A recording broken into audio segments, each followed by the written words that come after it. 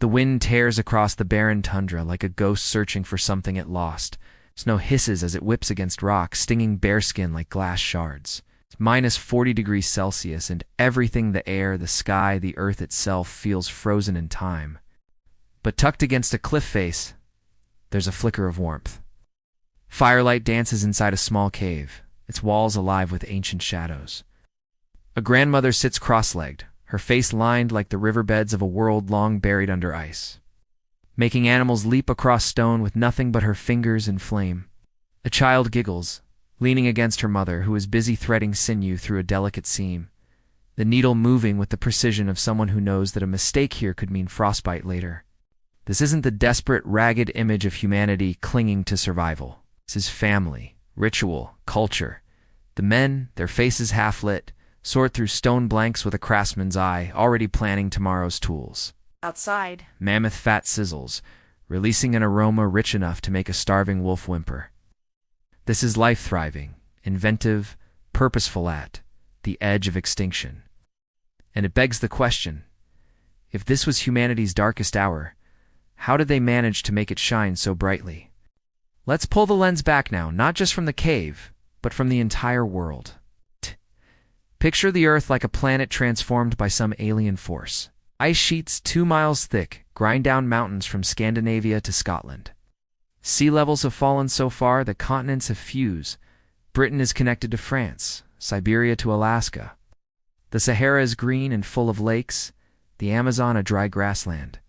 This isn't just cold weather. This is another world entirely. And somehow, amidst the chaos, humans did more than survive. They adapted, thrived. They mapped this alien Earth not with satellites or compasses, but with memory, intuition, and inherited wisdom. While mammoths fought the snow and saber-toothed cats curled up and died in their dens, Homo sapiens became something else, something unstoppable. But how? What secret allowed them to rise when everything else was falling? The answer isn't in their muscles, it's in their minds. You hear it in the wind, the past, still whispering. Around 33,000 years ago, something unimaginable happened. The temperature didn't just fall, it crashed fast and hard. Like a door slamming shut on the warm world our ancestors had known. For the next 8,000 years, Earth was a freezer with no exit, no mercy. Scientists call it the Last Glacial Maximum. Our ancestors called it home. They didn't just endure it, they made it theirs. From Siberia to Spain, we find not the remains of desperation, but proof of ingenuity, ceramic, figurines, beads, shelters, tools. Not clutter, but culture. Not chaos, but structure. It's as if the cold forced us to see ourselves clearly for the first time. When the earth tried to erase us, we wrote ourselves into history with fire, bone, and stone. Perhaps the strangest truth of all, the cold didn't break us, shaped us into something better. In a windswept valley in what we now call the Czech Republic, a team of archaeologists brushes dirt from something unexpected. Not a skeleton, not a spearhead, but a tiny, exquisite ceramic figurine, thousands of years older than pottery was supposed to exist. Nearby, fragments of jewelry made from mammoth ivory. It doesn't fit the old story, the one about cavemen grunting through darkness. These artifacts speak of beauty, craftsmanship, patience. How could people who lived on the edge of extinction have time for art? But that's the lie we've believed for too long, that survival is just eating and not dying. These people weren't merely alive. They were fully human. They decorated. They buried their dead with beads and ochre. They made things not because they had to, but because they could. And isn't that what civilization really is? It's not skyscrapers or silicon chips, but the moment someone stops and decides to make something beautiful. Even when the world is falling apart, near a river in Russia, beneath layers of soil older than recorded time, a man lies buried. It's untouched for 34,000 years, but it's what he wears that rewrites everything. Thousands of beads made from mammoth ivory, 3,000 of them, to be exact, stitched into his clothing in a pattern so deliberate, so complex. It took modern researchers 2,500 hours just to recreate it. This wasn't some elite king of a forgotten civilization. This was an Ice Age hunter, buried with care, respect, and style. His community didn't see the cold as a death sentence. They saw it as a challenge. They responded not with despair, but with sophistication. Every beat a signal, every stitch a testament. In this frozen grave, the message is clear. We were here. And we mattered. But how did they survive long enough to thrive like this? Stand where London buzzes today and imagine a wall of ice taller than 10 Empire State Buildings stacked end to end. That's what pressed down on Northern Europe during the last ice age. And yet, just a few hundred miles away, life-bloomed grasslands teemed with animals, and humans chased reindeer across what's now the English Channel. The Earth wasn't a uniform snow globe. It was a patchwork of extremes. Deserts turned to gardens. Oceans turned to land. Places like Bingen, now buried beneath the Bering Sea, became continents unto themselves. The world was unrecognizable, and yet our ancestors navigated it with precision. They walked from Paris to New York without getting their feet wet. They didn't just survive the geography, they mapped it, memorized it, dominated it. And in doing so, they became something far greater than mere nomads. They became rulers of a world few could have even imagined. The campfire crackles. A woman sits with her hands wrapped around something barely larger than her palm sliver of bird bone. But at one end, polished smooth, there's a tiny hole. A needle. Not just any tool. The tool. Before this moment, people wrapped themselves in hides, bulky, gaping, wet. But with this needle, she threads sinew so fine, it nearly disappears, and pulls 2 pieces of reindeer hide together in a waterproof seam. She's not sewing, she's inventing. Clothing now becomes survival armor. Layered, breathable, insulated. The difference between freezing to death in an hour or living another season, Dr. Ian Gilligan says it best. Without this needle, humans couldn't have survived above the 45th parallel. That means half the world would be uninhabitable without this 3-inch miracle. One tiny hole. One infinite revolution. In the cold vaults of Siberian soil, archaeologists find them needles, dozens, from 50,000 years ago. Some thick and sturdy, carved from mammoth tusks, others delicate, made from swan bones, or even the fragile limbs of rabbits. And that's what stops you. The variety, the detail, the intent. These weren't crude tools hacked together for desperation. They were specialized instruments for different tasks. Lining a parka, stitching boots, decorating hoods. At one site in Wyoming, they find 32 needle fragments from 13 different animals. Fox, hare, even American cheetah.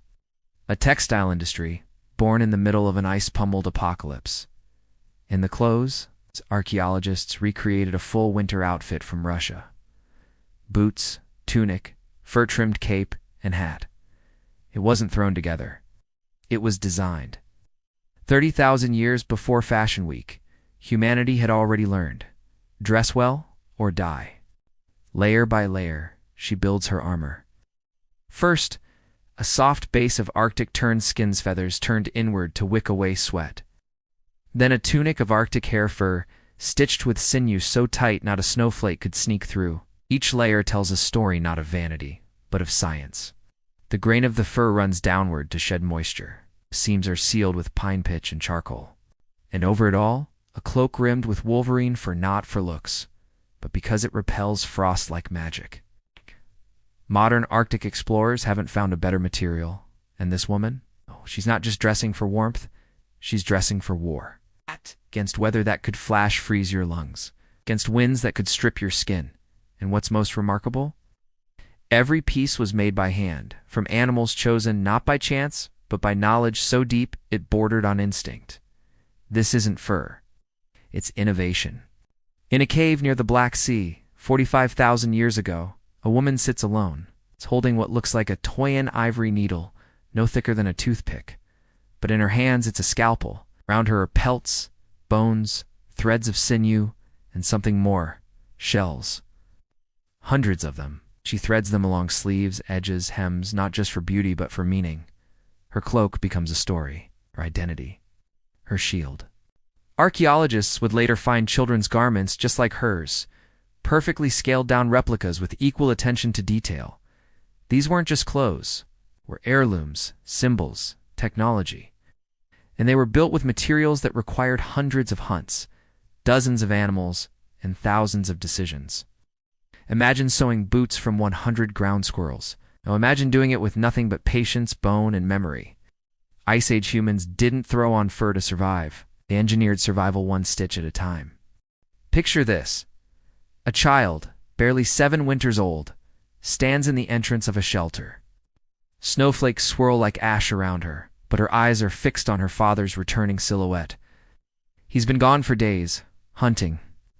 On his back, something glints an entire cloak, meticulously stitched from reindeer hide, lined with wolverine fur. He pulls the hood over the child's head, and suddenly she is cocooned in warmth. But this isn't luck. This is science disguised as instinct. Wolverines, rarely hunted, were selected not for meat, but for their hydrophobic fit, resists frost buildup even at -50. Reindeer pelts. Hollow-haired and downy, trap heat better than wool. Layered, right? They rival modern synthetics. Yet these people didn't need labs. They had generations of field testing encoded in memory and muscle. At Aaron Candid, a young man's burial reveals over 400 shell decorations. His outfit so well designed, archaeologists recreated it. A cap, a cloak, boots, all optimized for movement and insulation. Today's Arctic gear still uses the same layering logic. Only difference, we need factories. They had wisdom. Step into the workshop of a long-forgotten artisan. Not a building, but a mat on the icy floor. A woman bends over tiny scraps of fur, arranging them like puzzle pieces. Around her are the remnants of at least 60 animals. Reindeer for the body, wolves for the trim, squirrels for the linings. She's not improvising. She's tailoring. Boot soles are made from different hide than the uppers. The sleeves of the tunic are sewn in a pattern that lets snow shed off and warmth stay trapped. Each seam is double-stitched, sealed with resin. At Kostin in Russia, ivory needles have been found so fine they rival surgical steel. Decorative trims in geometric patterns. Boots with separate waterproof soles, something modern shoemakers wouldn't reinvent until medieval times. The children's clothing is the most revealing. A tiny parkas, built to scale, with the same functionality as the adult versions. This isn't fashion, it's math, engineering, precision, and every stitch whispers a singular truth.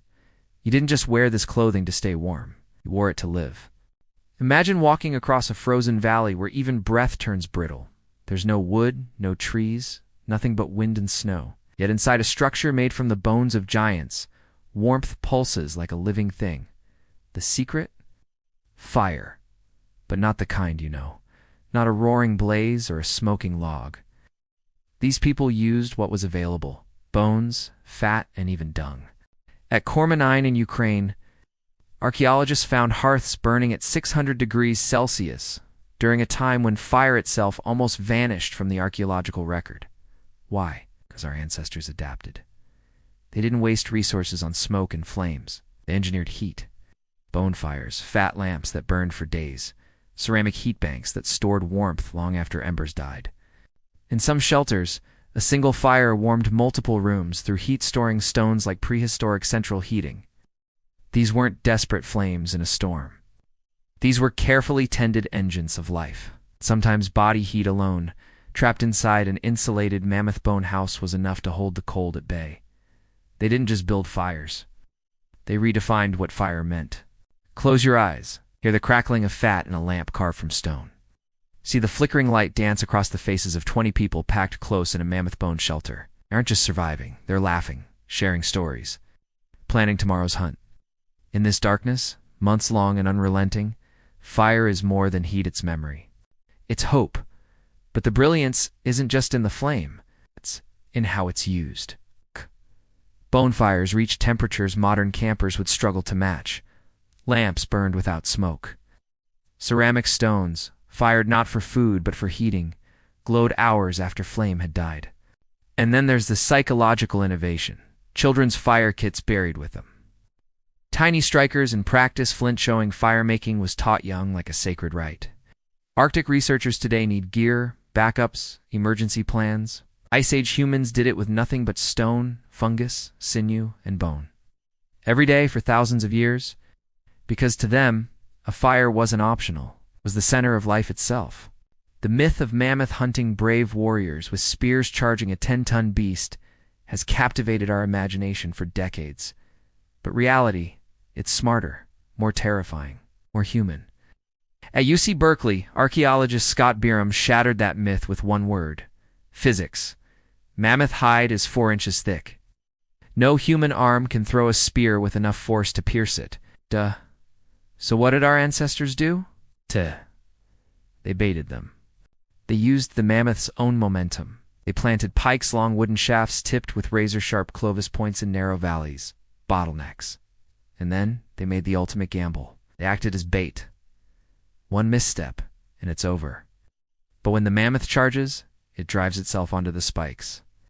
The energy of 9 tons slams the weapon deeper than any hand could. It wasn't brutality. It was calculus. Intelligence under pressure. And it worked. Because the beast that ruled the Ice Age didn't fall to force. It fell to strategy. Inside a dry riverbed in Germany, something ancient lies, hid in a wooden spear, perfectly preserved. It's 400,000 years old. Not a crude stick, but a javelin. Tapered, weighted in the front third, designed for flight. Olympic athletes have tested replicas and thrown them over 70 meters. Who built this? Not bumbling cavemen, engineers. Hunters who understood aerodynamics long before we had a word for it.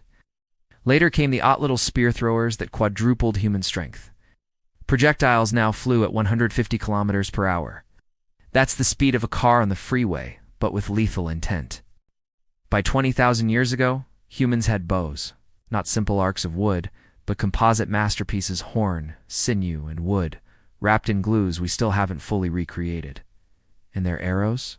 Customized for prey, broadheads for reindeer, owl ones for mammoths, barbed for fish, blunt for birds. ow. A different point for every challenge. Not weapons, solutions. Now imagine a different kind of hunt, one that takes days, not minutes. It starts with a set of tracks in the snow reindeer. A team of hunters follows, not quickly, but relentlessly. They jog, they pace themselves, they rest in shifts. Reindeer tire. Humans don't. After 2 hours, the animal slows. After 4, it's breathing hard. After 10, it collapses. This is the persistence hunt, the ultimate test of endurance. We don't run faster, we run longer. It's the oldest form of warfare in history. Wear the enemy down. In Africa today, tribes still use this method to hunt antelope. In Ice Age Europe, it was perfected. Teams passed the chase along like a relay, never giving the prey time to recover. It's no traps, no ambush, just raw, calculated pursuit. And when the reindeer finally dropped, it wasn't just meat. It was victory carved out by patience. At Starcar in Britain, archaeologists found something eerie. Deer skulls, hollowed out and worn as headdresses. At first they thought, ritual. But then they looked closer.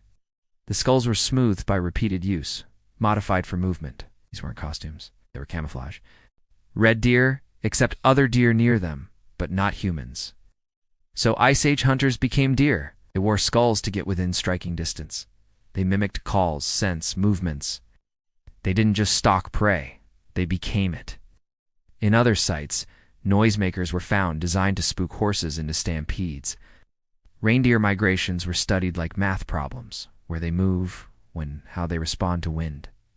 These weren't random hunters, they were psychologists with spears. The real weapon wasn't the point of the blade, it was the knowledge behind it. Imagine walking into a cave in France and stepping into a workshop frozen in time. Flint flakes litter the ground in concentric rings. Someone sat here 15,000 years ago, making tools with a precision that rivals modern surgery. Using antler, they applied pressure flaking to split stone into blades thinner than paper. Each shard, sharp enough to slice flesh. Each tool, specific. Scrapers, borers, gravers. At La Preel in Wyoming, they found tools made from 13 different animals. Grooved handles held interchangeable blades, a Stone Age Swiss Army knife. Modern humans can barely replicate the technique. It takes months to master. These people taught it to children by age 5. Their lives depended on it. And they didn't just make tools. They left regional styles, like accents in stone. A Salutrian point from Spain. You'd recognize it anywhere. They weren't just surviving, or branding. In a cave in Russia, a cache of prepared stone cores is buried carefully in the earth. Not discarded trash as supply depots. Pre-made tools ready for the next hunt. Logistics, planning, efficiency. These weren't random wanderers. They were strategic mines with mapped territories and restocked kits. But the crown jewel of their craft? Microliths, tiny, razor-sharp inserts set into grooved bones. Modular weaponry, perfected before the concept of modular even existed. When one dulled, you popped in a fresh one. No waste, no downtime. One archaeologist called it the first assembly line. Complexity is staggering. Flakes with serrations smaller than grains of rice, notches that could hold a sinew thread without snapping. Points that still slice paper 20,000 years later. And here's the kicker. They made all this with nothing but rocks, bone, and vision. They didn't just use the land, they transformed it, one chip at a time. The cave smells of blood, smoke, and sweat, familiar elements of the hunt. But as archaeologists comb through the site in Austria, they find something that makes them pause. Of the thousands of animal bones recovered, over 90% belong not to mammoths or saber-toothed cats, but to reindeer, not because they were easier, but because they were perfect. Reindeer weren't just prey, they were a survival package. Their meat sustained the tribe. Their hides became clothing. Their bones and antlers turned into tools. And their fur, especially in calves and yearlings, was unmatched in insulation. 1 square inch contained more hollow hairs than any other deer species. These people weren't just hunters. They were specialists. Cut marks show precision. Age profiles reveal selectivity. They hunted with timing that bordered on scientific. By November, the fur was at its thickest. By December, they had what they needed for the entire year. And the staggering part, this wasn't improvisation. It was a system passed down through generations, ritualized, rehearsed, and remembered. Beneath a microscope, a slide of dental plaque reveals something unexpected. Starch grains, not meat, not sinew plants. Wild grains, cattails, roots, and berries trapped in fossilized tartar, untouched for over 30,000 years. The narrative collapses. Our Ice Age ancestors weren't just med-eating brutes. They were botanists. They knew when roots grew soft, which berries turned poisonous, and how to make starches digestible by cooking. In a cave in the Czech Republic, grinding stones some over 50 pounds show grooves from thousands of hours of use. Different patterns for seeds versus roots, circular for soft grains, back and forth for fibrous tubers. They weren't just foraging, they were processing food on an almost industrial scale. And why? Because the brain, the very thing that made us human, needs glucose. Meat provides fat and protein, but starch is what fuels cognition. They weren't just surviving the Ice Age, they were building the neural fuel to dominate it. A carved bone hook rests in a gloved hand, 16,000 years old. Its barb curved like a question mark from the past. It's found in Spain. It's not crude, it's exquisite. The shank shows where from repeated use. The point is sharp enough to pierce. This wasn't a prototype, it was professional. But one hook alone doesn't tell the story. Nearby, net weights, a pier stone, carved in uniform sizes. Hooks, gorges, toggles. This was a kit. Along the Mediterranean, layer upon layer of shells, bones, and seal remains revealed the truth. These people fished. They timed their catches with spawning seasons. They knew where seals hauled out.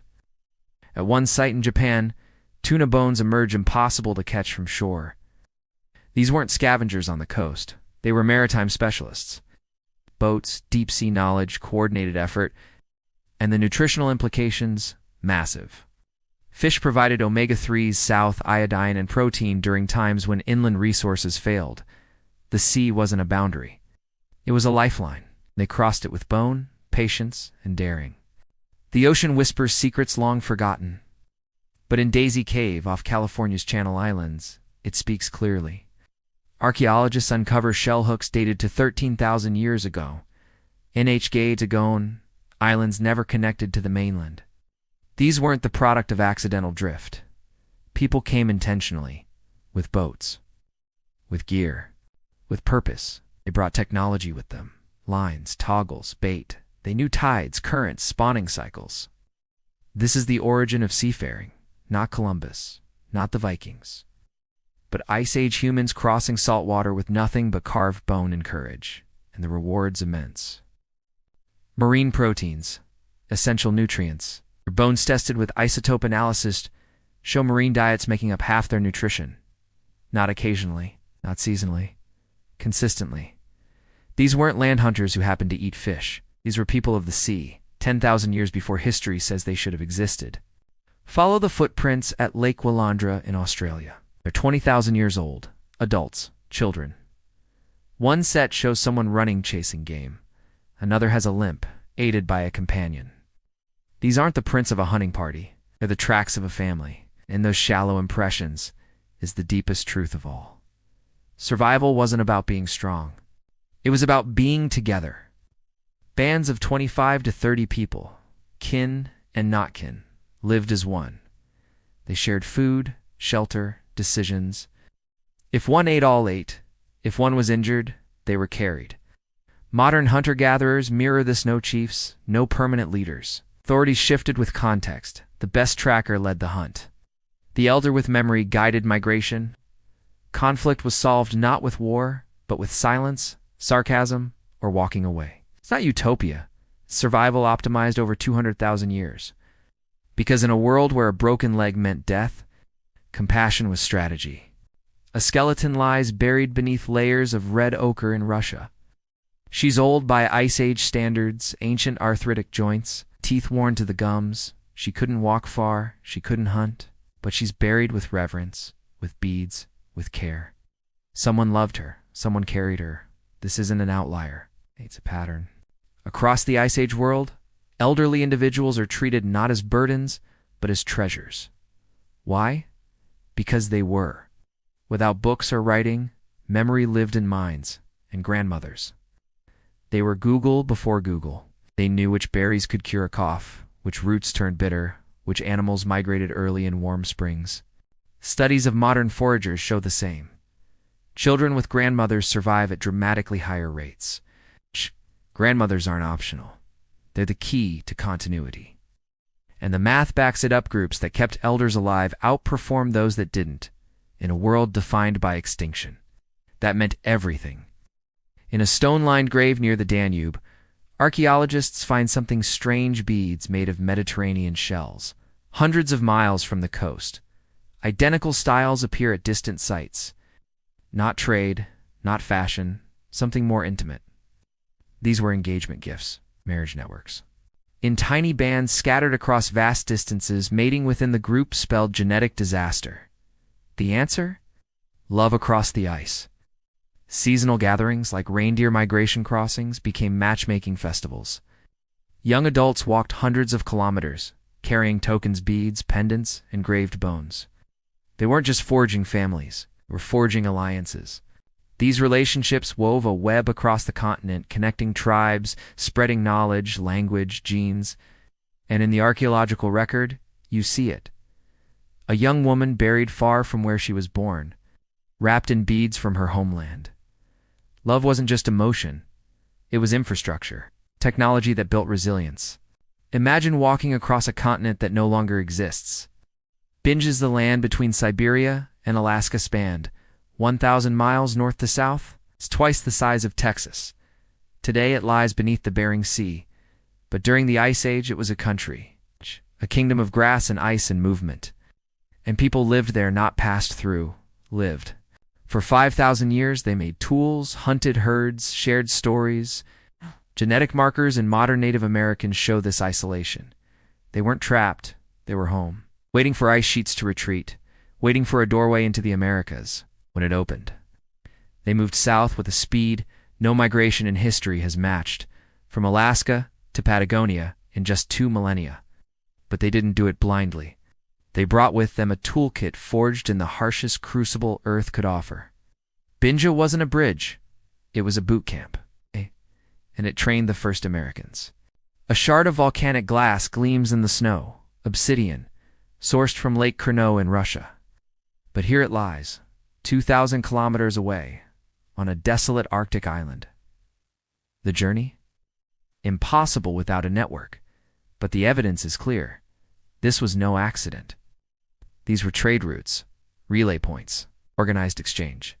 Even more stunning sled dog remains nearby. These weren't pets. They were engines of commerce. With dog teams, people moved materials, knowledge, and technology across the Ice Age superhighway. From volcanic glass to amber, furs to shells, obsidian flowed like silk on snow. Obsidian wasn't just sharp, it was sharper than surgical steel. The best cutting tool known to man, and worth the trek. Modern researchers are just beginning to map the extent of this network. But one thing is already clear. The Ice Age wasn't disconnected. It was globalized. And they did it without wheels, roads, or metal. Frozen tsunamis of ice tore across Europe, flattening forests, filling valleys, erasing ecosystems. But not everything was lost. Hidden in the chaos were sanctuaries refugia. Tiny patches of land ice-free, where life clung like moss to stone. Iberia, the Italian peninsula, the Balkans. In these places, humans gathered squeezed tight into genetic bottlenecks. The population of Europe may have dropped to 30,000, a single football stadium. But inside those caves, they painted stories. They passed on songs. They bred, healed, survived. And when the ice finally pulled back, they exploded outward like a coiled spring released. Genetic markers show the diaspora. Iberians north, Italians west, Balkans east. Every modern European carries echoes of those ancient hideouts. The languages, the myths, the bloodlines. Now in the darkest hour, humans didn't just endure. They built pressure cookers of innovation. The Renaissance doesn't begin in Florence. It begins in a freezing cave lit by fire, guarded by memory, and fueled by will. The silence before the storm is deceptive. For centuries, forests crept north. Ice sheets retreated. Life returned. Then, suddenly winter roared back. The Younger Dryas. Temperatures plunged 15 degrees Celsius in just a few years. Lakes froze solid. Forests withered. In Greenland, the climate reset with the speed of a falling axe. Imagine your city turning from spring to polar winter before your child takes their first steps. The Clovis people, North America's master mammoth hunters, without a trace. Below the geological black mat layer, spears, tools, hearths. Above it, silence. But while one world died, another began. In the Levant, in the harshest grip of the cold, someone looked at a shriveled rye stalk and asked, "What if we planted this?" That question would birth farming. The age of hunting ended not with celebration, but with desperation. And out of it rose the seeds literally of civilization. It starts with a cracked tooth, worn down by the grindstone. In Abu Huraira, Syria, the evidence is painfully human. One layer, wild wheat, diverse plants, strong teeth. The next, cultivated rye, ground to powder and molars etched like sandpaper. Farming didn't begin with convenience. It began with hunger. With wild foods vanishing and ice sealing the earth, the Nachafian people turned desperation into discovery. They domesticated cereals, built permanent dwellings, invented grinding tools. But it came at a cost: bone lesions, shorter lifespans, signs of violence. The first harvests were stained with blood and dust, and yet they survived. They endured. They passed on the new way. This wasn't a technological leap. It was a plea to nature. Don't leave us behind. And somehow, nature listened. Stand in the middle of a prehistoric village in Eastern Europe. You'd expect to see collapse during the Younger Dryas. Instead, you see expansion. Populations increasing. Camps spreading along rivers. Why? Because not everyone fled the cold. Some chased it.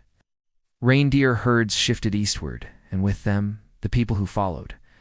Genetic studies show a massive migration toward the steppe movement, not of desperation, but of strategy. These were people who had seen the world end before.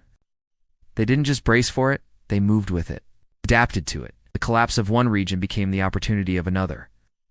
Like tectonic plates of humanity, cultures cracked and fused, giving rise to entirely new ways of life. The cold didn't crush them, challenge them to pivot, and they did. A child dips their hands into clay, not to mold a pot, not yet, but to shape the first vessel of survival.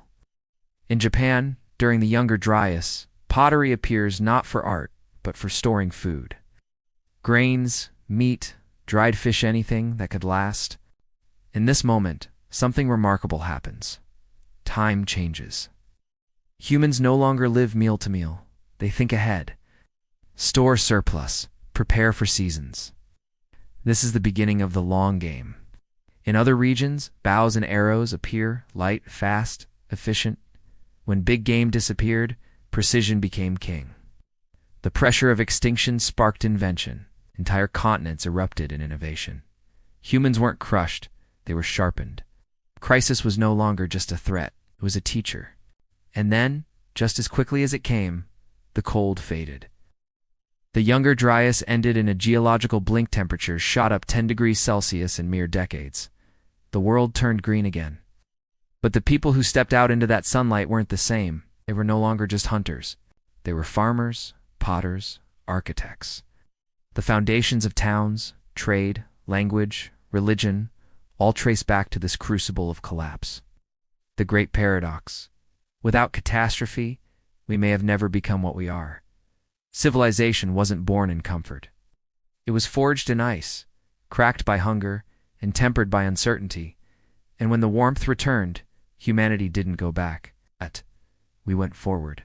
A mammoth skull towers over you in a museum, its tusks curling like frozen rivers. It feels eternal. But blink, and it's gone. In just 2,000 years, nearly every megafauna species vanished. Mammoths, giant sloths, saber-toothed cats, gone. The question haunted scientists: who killed them, humans or climate? The answer, it turns out, is both. Climate change fragmented their habitats, weakened their populations, and humans? We finished the job, not out of cruelty, out of efficiency. Selective, strategic, organized. At Czech Republic, over 0 mammoths were butchered, but mostly young males. Just like modern elephant poachers do. These weren't bloodbaths. They were resource management, calculated, brutal, effective. In Brazil, sloth bones bear the unmistakable marks of human tools. Sliced, scraped, processed. These sloths were the size of elephants, slow, massive, easy prey, but they weren't taken carelessly. The cut marks are deliberate, practiced. The bones arranged for drying, storage, preservation. They weren't just meals. They were strategic inventory. The same is true across continents. Saber-toothed cats, already weakened by vanishing prey, descended into cannibalism. Their bones tell a story of desperation. When humans arrived, the ecological house of cards tumbled. And yet this was not villainy. It was inevitability. When survival hangs in the balance, there is no room for mercy. Only method. Open a pit at Kostin, Russia. Inside, frozen mammoth meat, carefully stacked, sealed under permafrost. The hunters who placed it here didn't just think about tomorrow. They thought about winter. This is food-catching preservation before refrigeration. Across Ice Age Eurasia, bone houses have built-in storage. Tools are standardized. Hunting is timed. These weren't people chasing chaos. They mastered it. And yet, even with this brilliance, the mammoths couldn't keep up. Their gestation cycles were too long, their population growth too slow. Even careful hunting was too much. When they were gone, it wasn't just extinction, it was revolution. Humans had to find another way to live, or die trying.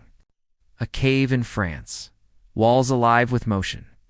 Bison gallop, horses leap, a wounded deer stumbles, each stroke made by firelight, fingers, and pigment.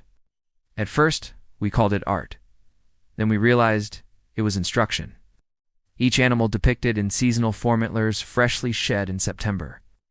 Winter coats thick in December, mating behaviors in spring. This was a survival manual, a field guide etched in stone. Bears shown deep in the cave, hard to reach, just like in life. Prey animals near the entrance, closer, safer. These weren't paintings, they were maps. The people who painted them weren't artists, they were teachers. Cartographers of nature. In Chauvet Cave, 36,000 years old, lions prowl in packs.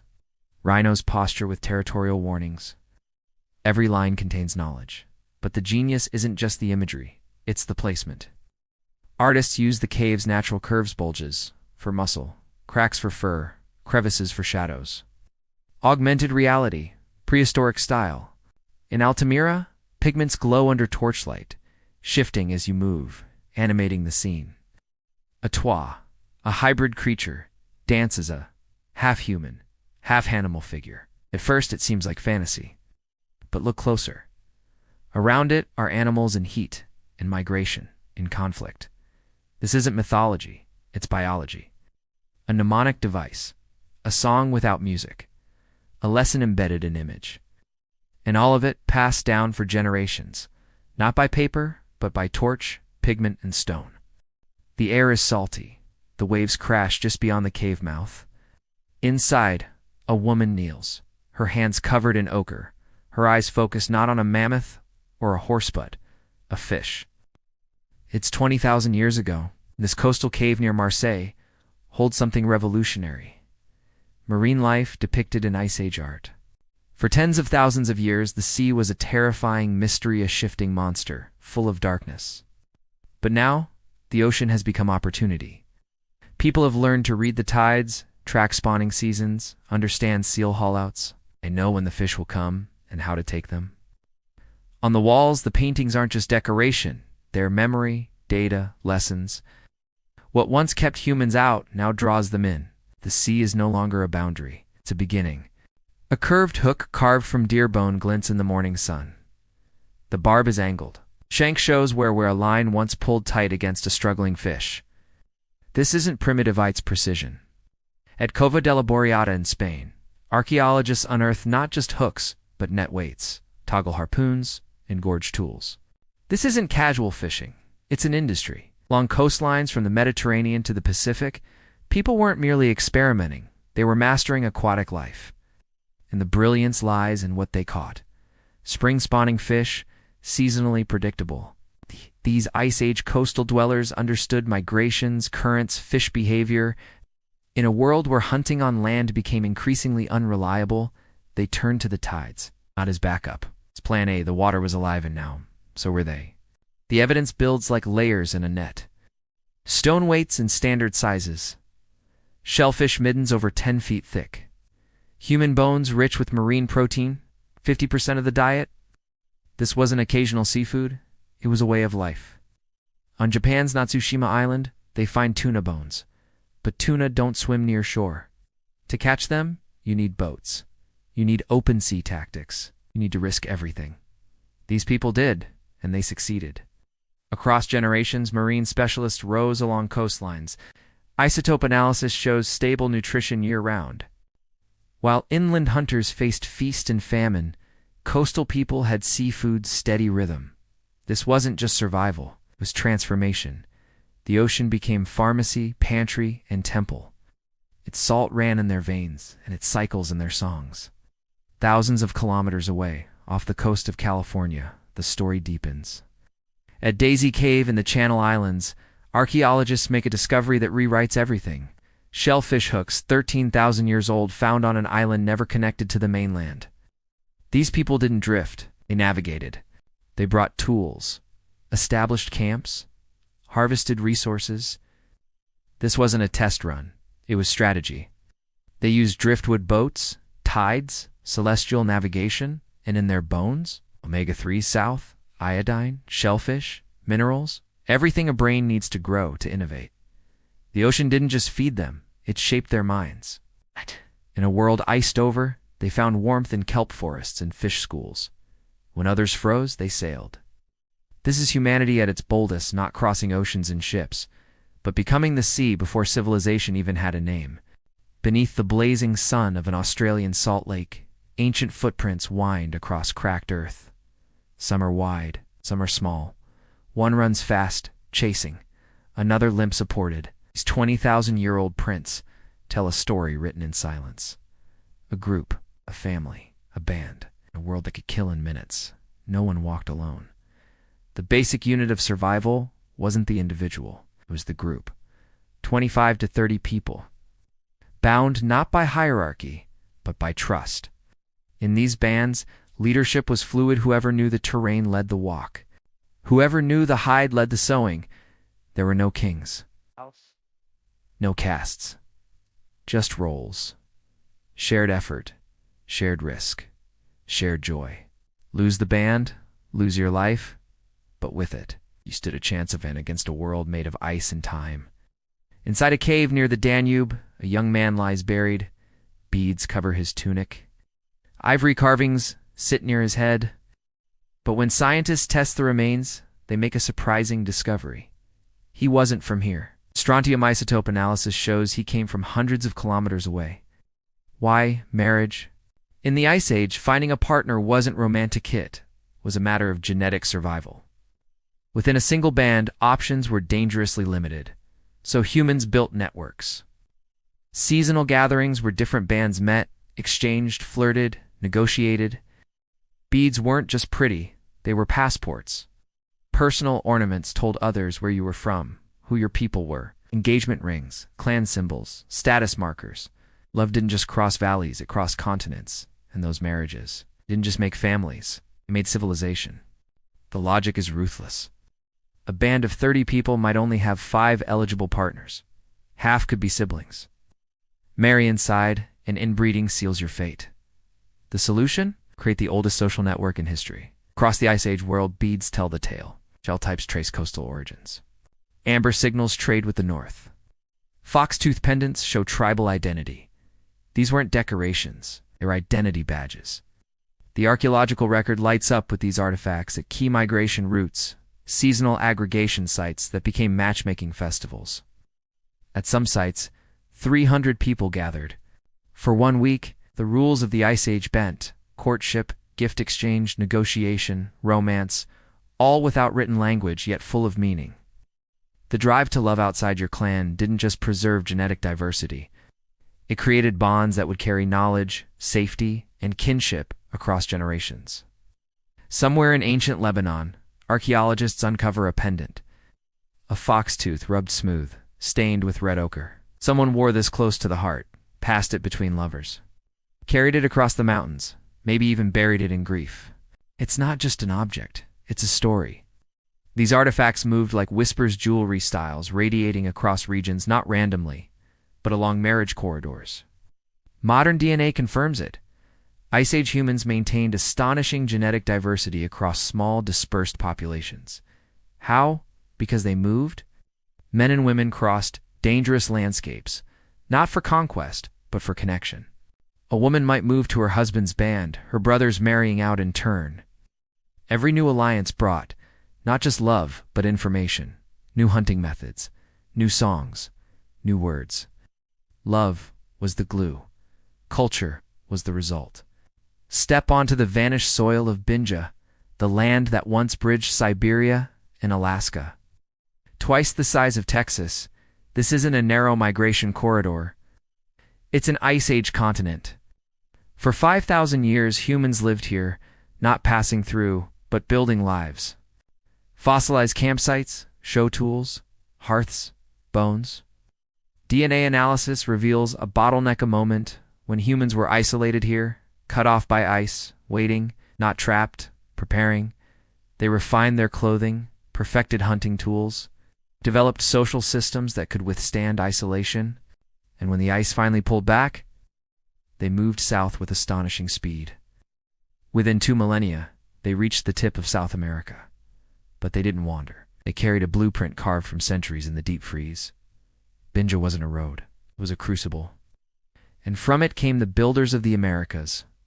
A single obsidian blade lies buried in Arctic soil, shimmering black, razor sharp. When tested, scientists are stunned. Comes from a volcano 2,000 kilometers away. The route, across frozen rivers, tundra, and sea ice. This wasn't migration. This was commerce. Welcome to the Ice Age's first superhighway. Trade networks that spanned continents. Relay points every few hundred kilometers. Middlemen, standardized tools. Organized exchange. At Jukov Island, archaeologists even found sled dogs, the engines of this Arctic economy. They weren't pets, they were power. Hauling tools, furs, meat, and most of all, ideas. Obsidian wasn't luxury, It was necessity, sharper than steel, critical for everything from surgery to tool-making. This network outlived entire cultures.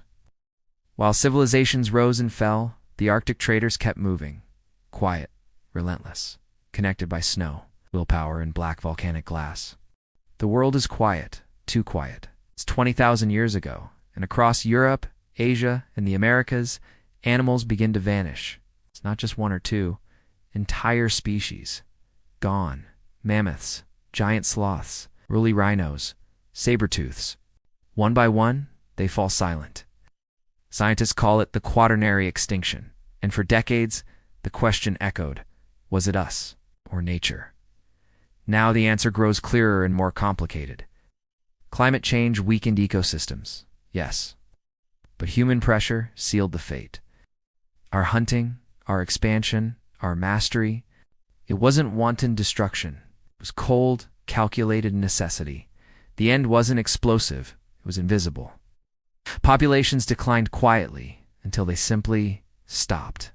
The real story? We didn't even notice. The earth got quieter, lighter, emptier, and no one knew until it was too late. At La Brea tar pits, in modern-day Los Angeles, the ground still oozes death. Trapped bones tell a story older than memory. But it's not just predator and prey's imbalance. For every predator fossil, there are barely any herbivores. It's a sign of collapse. The ecosystem tipped. The big predators, short-faced bears, dire wolves, saber-tooths, were overproduced by evolution for a world that was vanishing. But humans, we adapted. We diversified. We didn't just hunt.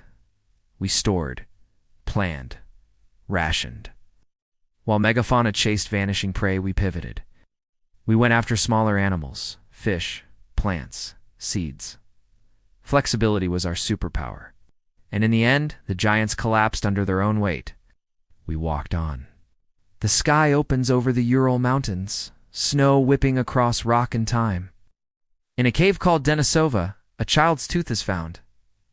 Not Homo sapiens, not Neanderthal, something else. A cousin we never knew until now, the Denisovans. Their DNA flows in the blood of Melanesians, Tibetans, some East Asians.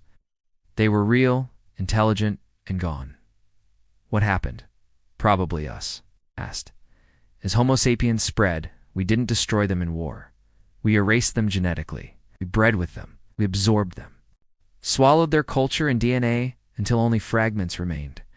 The fossil record doesn't show a battlefield. It shows a slow fade. The last Denisovan didn't die in fire. They faded in the cradle of a hybrid child. Our cousins disappeared, not in death, but in us.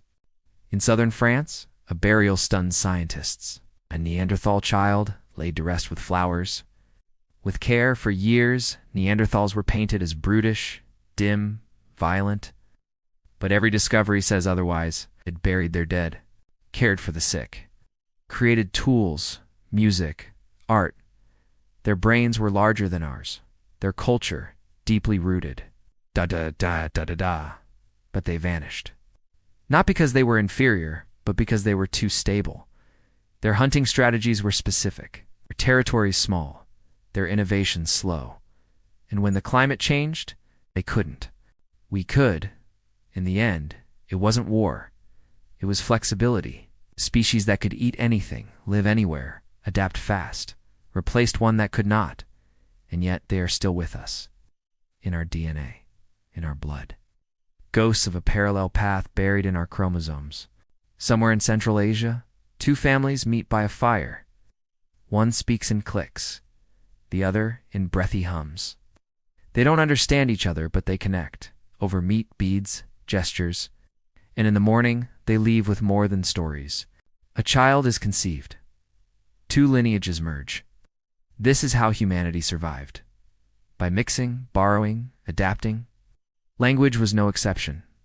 Our tongues are mosaics rooted in clicks of southern Africa, inflections of the Caucasus, syntax of Siberia, and this hybrid tongue became a tool sharper than obsidian.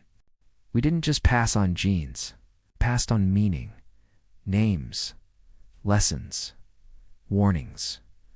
Rituals, every word you speak today is an echo of a campfire compromise made 30,000 years ago in the cold. Listen closely. Beneath every language, a heartbeat, rhythm, pulse. Music, long before we spoke in sentences, we sang. In Slovenia, a flute made from vulture bone lies buried with a child, still plays. The oldest instrument on earth. Why music?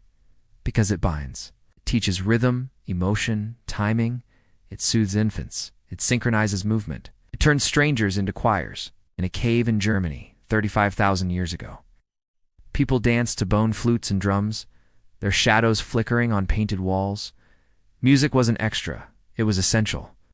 A way to remember, to grieve, to belong. Where there is music, there is meaning. And where there is meaning, there is survival. A shaman sits by the fire, her face painted in spirals of ochre and charcoal.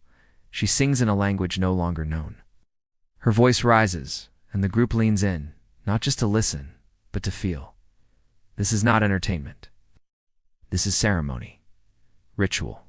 The invisible glue of Ice Age society. Whether calling the spirits of the hunt or blessing the dead, these moments created cohesion, predictability, purpose. At Göbekli Tepe in modern-day Turkey 12,000 years ago, monuments rise not for kings, but for belief. Giant stone circles, carved animals, no homes nearby. It's a temple without a city, meaning before farming, religion before the plow. Before we sowed seeds in the ground, we sowed symbols in the soul. A child's skull lies cracked in a burial pit. Nearby, another skull bears cuts carefully made, deliberately spaced. Evidence of ritual defleshing, violence perhaps, but not cruelty. In some Ice Age cultures, the dead were disassembled with care. Bones buried separately, skulls painted, flesh returned to the land. It wasn't horrid, it was cosmology. Death was not an end, it was a transformation, a return. In this belief, people found peace. In the highlands of Papua New Guinea today, similar rituals survive, cutting, painting, honoring, echoes of an ancient worldview where the line between life and death blurred. We think of Ice Age death as brutal, but to them, it was sacred. An infant lies buried in a woven cradle. Her ribs are no thicker than twigs, but around her neck someone has tied a string of beads, tiny, polished, painstakingly carved. This isn't mourning, it's meaning. Even in the bleakest times, humans honored their smallest, most fragile. Why? Because infants represented the future. Hope, continuity. Across Ice Age sites, child burials are often the richest. Adorned, protected, prayed over. In a world where life was short, the death of a child was a rift in the universe. And yet, they didn't turn away. They remembered, buried with care, and kept going. Now, step back. Look at the whole picture. From coast to tundra, forest to cave, the Ice Age wasn't a story of misery. It was a story of mastery. Clothing engineered from reindeer hide. Weapons carved to precision. Rituals, relationships, and rhythms that echoed across continents. It was a world of constant danger, but also of profound intelligence. They mapped the stars. They mapped migration. They mapped meaning. And what emerged was not just survival, but culture, art, language, empathy, the tools that would carry us into every corner of the planet. We didn't just endure the Ice Age. We conquered it not with strength, but with story. The darkness inside the cave is absolute until the fire flickers to life. Shadows stretch and warp across the limestone walls, illuminating something extraordinary. Hundreds of handprints pressed into the rock like whispers from the past. Each one different. Some small, belonging to children. Some deformed, with missing fingers or unusual spacing. Were they wounded? Were they symbols? No one knows for sure. But what we do know is this. These prints weren't random. They were deliberate. They told stories, marked presence, claimed space. In a world with no mirrors, a hand on stone was a declaration. I was here. Even when words failed, the body spoke. These weren't mere signatures. They were emotional anchors, the first graffiti of the soul. And then there's the red. Red ochre, found in burial sites from Africa to Australia, used long before we built cities. It stained bones, painted skin, marked walls. But why red? Because it meant something. Blood, life, death, power, across cultures. Red ochre wasn't just decoration, it was ritual. A 40,000-year-old grave in South Africa holds a body wrapped in fur and drenched in crimson dust. It speaks of belief, of the sacred, perhaps even resurrection. This wasn't just burial. It was theater. The oldest language color used to express the oldest emotion. Grief, love, and the desperate hope that death wasn't the end. In a dry riverbed in Kenya, scientists find an astonishing scene frozen in time. A teenage girl, buried not by accident, but with care. A bed of stones beneath her. A pillow under her head. Shells from the coast hundreds of kilometers away cattered around her body. She died young, but she died seen. This wasn't mere disposal of a corpse. This was ceremony. The grave tells us everything. She mattered.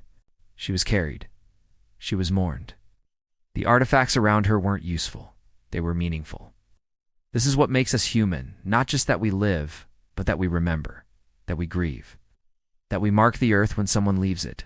Far to the north, in Siberia's frozen earth, a mammoth bone hut rises like a cathedral of survival, constructed from dozens of mammoth skulls, femurs, ribs meticulously arranged, not randomly, purposefully.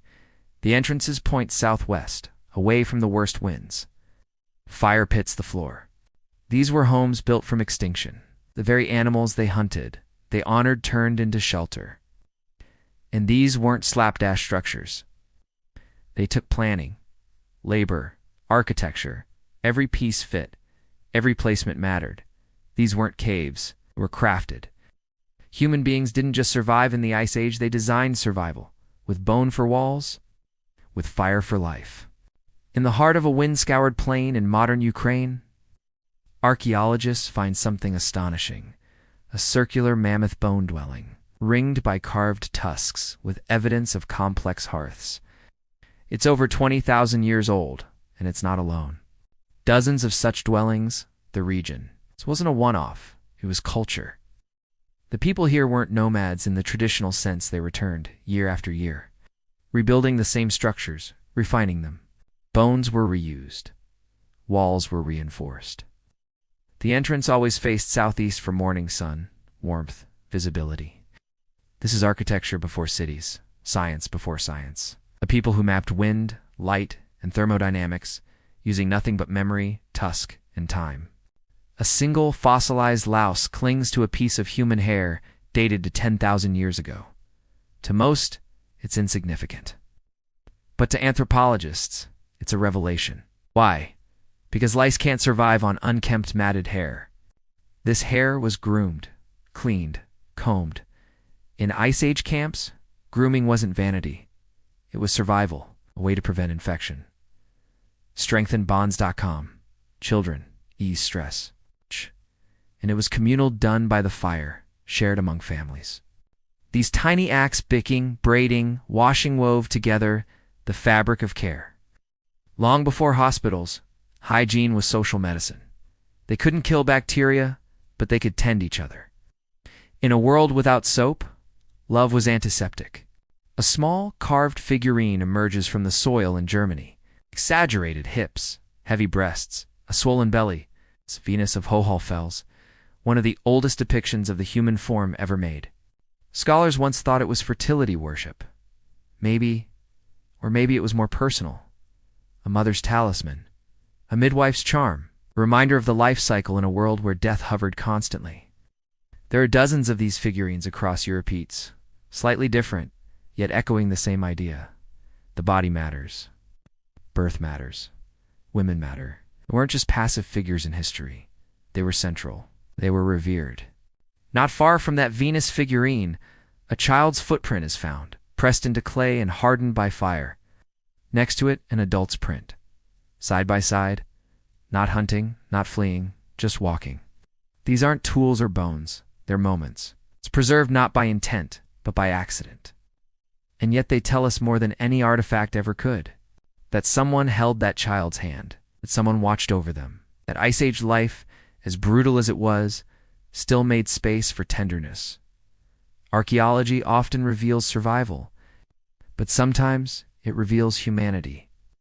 And in that footprint, 15,000 years old, is the story of a quiet walk, an endless love. A young boy is buried with a necklace of fox teeth, each one smoothed and worn from years of handling. The teeth aren't local. They came from far away, traded, gifted, or inherited. Oh. This wasn't random. It was inheritance. Across Ice Age cultures, objects had memory. Tools passed down. Beads carried stories. Clothing stitched with meaning. What you wore wasn't fashion, it was legacy. In death, those items weren't taken for reuse. They were buried with you, returned to the earth. Ownership meant more than utility. It meant identity. It's connection. In the Ice Age, you didn't just own things. You became them. A sudden storm lashes across the plain. Reindeer scatter. Fires hiss and die. But in a shallow depression, surrounded by stones and bone, a small clan gathers close. Wind howls, but the children are wrapped tight. Elders huddled together. Someone sinks not loud, not elaborate. Just enough to quiet the fear. The storm will pass. It always does. And when it does, they will rise, rebuild, hunt, laugh again. This is how we survived, not through brute force, but through each other. Through warmth shared, stories whispered, hands held. The Ice Age never stopped testing us. But every time it asked, "Are you strong enough?" we answered together. A woman stands at the edge of a glacial lake, her reflection rippling beside the shadow of her spear. Behind her, children play. Ahead of her, the future is uncertain. This was the Ice Age reality. Survival rested not only on strength, but foresight. Women weren't sidelined, they were central. Gathering, tracking, teaching, innovating. Their knowledge of plants, of birth, of seasons, was as vital as any hunt. Across archaeological layers, we see their imprint. In tools, in trade, in burial. The Ice Age wasn't a man's world. It was a shared world, balanced by necessity. Strength wasn't just muscle, it was wisdom. And often it was female hands that carried both fire and legacy. A child sneezes. A cough follows. In a world without antibiotics, even a small illness could devastate a band. And yet humans persisted. How? Through care. Archaeological remains show healed fractures, mended wounds, and recovered infections, proof that people didn't just abandon the weak, they nursed them. Herbal residues on teeth. Splinted limbs. Even simple shelters with airflow show intentional healing practices. Health was communal. And knowledge was oral recipes for sevs, rituals for sickness, taboos around contagion. Medicine didn't begin in hospitals. It began around the fire, whispered between mothers, tested in desperation, passed through love. Beneath the surface of Lake Baikal, Russia, bones tell a story few expected.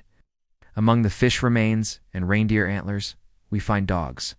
Not just wild companions, domesticated allies. The first confirmed evidence of dog burials dates back over 14,000 years. But some may go even further. Humans didn't tame wolves through dominance. They did it through partnership. Shared meat, shared protection. A puppy taken in and raised by the hearth becomes a warning system, a tracker, a friend. Over generations, those bonds solidified. The first domesticated animal wasn't for food, it was for trust. And from that trust, a new chapter of survival began with a wagging tail. Imagine this. You are asleep in a shelter. Outside, the wind howls, but beside you a dog stirs. Its ears twitch, a growl rumbles deep in its chest. You wake, move, escape, and live. This isn't myth, this is strategy. The dog-human bond was a technology of safety. Dogs helped hunt, guarded camps, tracked wounded prey, and we, in turn, fed and protected them. Coevolution at its finest. In their eyes, we saw loyalty. In our scent, they found family. We didn't just shape wolves into dogs. They shaped us into more cooperative, alert, and compassionate beings. The first domestication was also the first friendship, and it changed everything. Under the icy soil of Zhukov Island, scientists find sled runners 7,500 years old, and alongside them, bones of specially bred dogs. Not wolves, not wild, sled dogs. Selectively bred for endurance, size, and temperament. These weren't pets. They were infrastructure. In the Arctic, where even fire can't save you, dogs became engines, transportation, power, and more than that, they were cultural anchors. Myths, songs, rituals emerged around them. Inuit oral traditions still speak of the spirit of the lead dog guiding souls to the afterlife. The Ice Age didn't just build tools, it built relationships. Ones that endured to this day. A single obsidian flake found thousands of miles from its volcanic source. How did it get here? Through hands, through time, through trust. Ice Age trade networks weren't simple barters. They were lifelines. Across Asia, Europe, and the Americas, goods flowed amber, shell, ochre, flint. But with them moved ideas. A better spear design, a new knot, a different fire-starting technique. Trade was more than economy. It was information. Each exchange a thread, weaving humans into a net of knowledge and survival. Long before cities or roads, we built a web. Not with copper or silicon, but with stone and memory. In the dry plains of what is now Turkey, a strange mound rises. Göbekli Tepe. 11,500 years ago, humans gathered here to carve massive stones, raise pillars, and etch animals into them. But there are no houses nearby, no farms, just ritual. It suggests something profound, that belief didn't arise from cities. Cities arose from belief. The idea that people could gather, work together for something bigger. The Ice Age didn't just end with survival. It ended with vision. Monuments not to ego, but to myth. These were not kings. These were storytellers, builders of memory. The first churches were made of stone and silence. Firelight dances across a carved tusk, casting shadows that ripple with motion. Someone is telling a story, maybe about a hunt, maybe about a dream. But the children are silent, listening. This moment, this transfers the core of what made us human. Knowledge passed not genetically, but culturally, cumulative learning. What one person knew didn't die with them, it grew in others.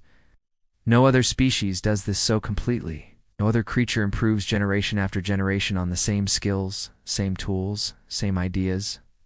The Ice Age wasn't just about adaptation. It was about accumulation. Story was the hard drive of memory. An elder closes their eyes. In their mind, the stars align. They recall how Orion rises when the mammoths move, how the moon swells before the salmon return. Astronomy didn't begin in labs. It began on backs, lying in fields, tracing shapes into the dark. The oldest constellations aren't Greek, they're Ice Age. Etched on mammoth tusks, scratched into cave walls. Patterns of the night sky repeated across generations. Why?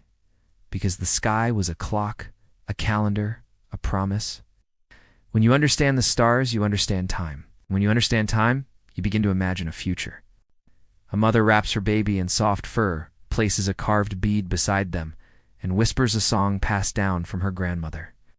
In that one act care, creativity, memory, everything we are is present. What began as survival became story. What began as shelter became spirit. The Ice Age is gone, but its fingerprints remain in our tools, our myths, our music. We live in houses of stone and glass now. But once, we lived in bone huts and sang to the wind. And we endured. We adapted, created, we loved. It's the legacy of the Ice Age. Not just that we survived it, but that we became human because of it. Now, take a step back. Look at all we've uncovered. For tens of thousands of years, through unimaginable cold, scarcity, and danger. Our ancestors didn't just endure, they innovated. They formed bonds, communities, belief systems, created art before agriculture, music before metallurgy, memory before maps. The Ice Age didn't freeze humanity, it forged it. Every hardship carved us, every storm sculpted our instincts. Every story sung around a fire became part of the map that led us forward. So the next time you feel overwhelmed by the chaos of the world, remember this. Your ancestors stared into a blizzard and built meaning out of snow. They hunted mammoths with flint and strategy. They raised children beside predators and praised the stars they couldn't touch. They made tools, temples, and tales out of nothing. You are not the product of comfort. You are the descendant of fire makers, survivors, artists, scientists, lovers.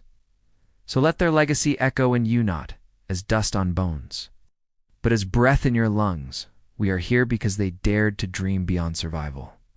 And now, it's our turn.